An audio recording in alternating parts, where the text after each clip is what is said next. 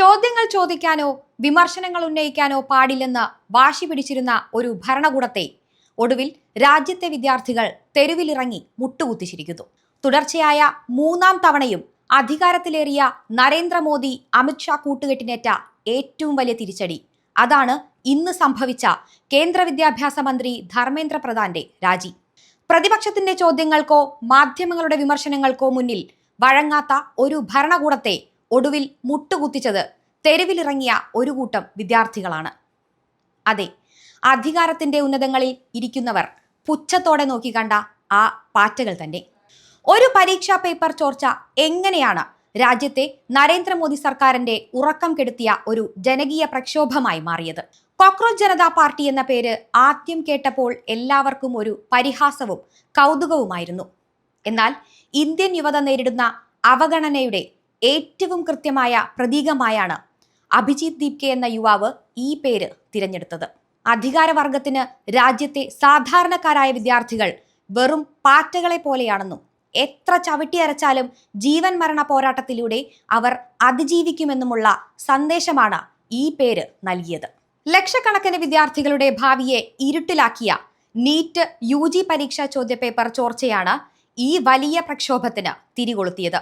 National testing ഏജൻസിയുടെ കെടുകാര്യസ്ഥതയും വിദ്യാഭ്യാസ മന്ത്രാലയത്തിന്റെ നിരുത്തരവാദപരമായ സമീപനവും വിദ്യാർത്ഥികളെ തെരുവിലിറക്കി. ജൂൺ 6 ഡൽഹിയിലെ ജന്തർ മന്ദറിൽ വളരെ കുറച്ചുപേർ മാത്രം പങ്കെടുത്ത ഒരു സാധാരണ സമരമായാണ് CJP പ്രക്ഷോഭം ആരംഭിച്ചത്.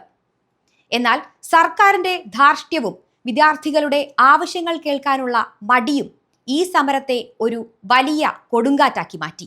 സമരത്തിന് കരുത്തു പകരാൻ ഐസ, SFI തുടങ്ങിയ ഇടതുപക്ഷ വിദ്യാർത്ഥി സംഘടനകൾ മുന്നോട്ട് വന്നതോടെ പ്രക്ഷോഭത്തിന്റെ രൂപം തന്നെ മാറി. ലഡാക്കിൽ നിന്നുള്ള പ്രമുഖ പരിസ്ഥിതി പ്രവർത്തകൻ സോനം വാങ്ചുക് സമരപന്തലിലെത്തി നിരാഹാരം ആരംഭിച്ചതോടെ CJP പ്രക്ഷോഭം ദേശീയ ശ്രദ്ധ നേടി. ഇതോടെ പ്രതിപക്ഷ നേതാക്കളും സമരപന്തലിലേക്ക് ഒഴുകിയെത്തി. പാർലമെന്റിന്റെ വർഷകാല സമ്മേളനം ആരംഭിക്കുന്നതിന് മുന്നോടിയായി ജൂലൈ 20 പ്രഖ്യാപിച്ച പാർലമെന്റ് മാർച്ച് ഡൽഹിയെ അക്ഷരാർത്ഥത്തിൽ സ്തംഭിപ്പിച്ചു. പോലീസിന്റെ വിലക്കുകൾ ലംഘിച്ച് മുന്നേറിയ വിദ്യാർത്ഥികളെ നേരിടാൻ ബാരിക്കേഡുകളും ജലപീരങ്കിയും കണ്ണീർ വാതകവും പ്രയോഗിക്കപ്പെട്ടു. പ്രക്ഷോഭത്തിന് ഐക്യദാർഢ്യം പ്രഖ്യാപിച്ച് നിരാഹാരം കിടന്ന സോനം വാങ്ചുക്കിനെ സമരപന്തലിൽ നിന്ന് ബലപ്രയോഗത്തിലൂടെയാണ് പോലീസ് ആശുപത്രിയിലേക്ക് മാറ്റിയത്. പ്രതിഷേധക്കാർക്ക് നേരെ വലിയ തോതിൽ പോലീസ് അതിക്രമം അഴിച്ചുവിട്ടു. ചോദ്യങ്ങൾ ചോദിക്കാനും സർക്കാരിനോട് ഉത്തരം ആവശ്യപ്പെടാനും തുടങ്ങിയ ഒരു പുതിയ തലമുറയെ ഭരണകൂടം എത്രയധികം ഭയപ്പെടുന്നു എന്നതിന്റെ കൃത്യമായ തെളിവാണിത്. ഇന്ന് ധർമ്മേന്ദ്ര പ്രധാന്റെ രാജിയിലേക്ക് നയിച്ചത് കേവലം നീറ്റ് പരീക്ഷയിലെ അഴിമതി മാത്രമല്ല, അത് വർഷങ്ങളായി പുകയുന്ന യുവജനരോഷത്തിന്റെ ഒരു പൊട്ടിത്തെറിയായിരുന്നു. 2014 യുവാക്കൾക്ക് പ്രതിവർഷം 2 കോടി തൊഴിൽ നൽകുമെന്ന് വാഗ്ദാനം ചെയ്ത് അധികാരത്തിൽ വന്ന നരേന്ദ്രമോദി സർക്കാരിന്റെ പൊള്ളത്തരങ്ങൾ തുറന്നുകാട്ടാൻ ഈ സമരത്തിന് സാധിച്ചു.